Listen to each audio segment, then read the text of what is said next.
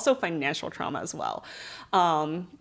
It can be a pro and a con for so many different things. Like Asian Americans were really good at saving, but also, are we saving efficiently? Can't say yes because it's all in cash. And unfortunately, cash is paper. Paper burns, it can be stolen, things like that. But there's Yeah. also a big inherent distrust in the government and like banks.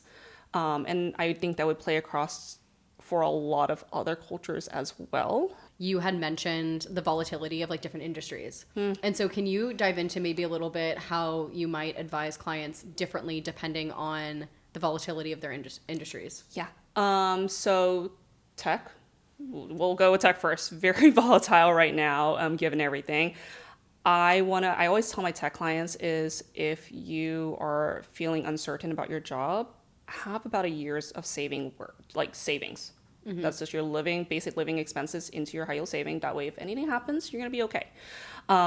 If you are a little bit more in the,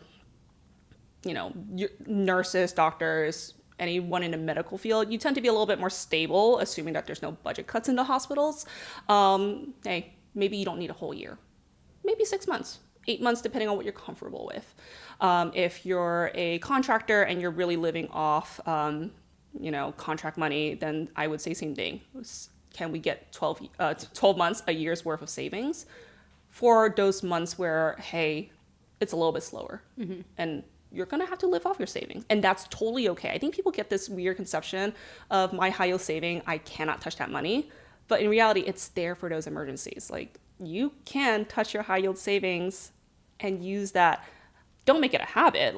But if you're like a contractor job and like holidays might be very slow for you. Yeah. You still need to pay rent.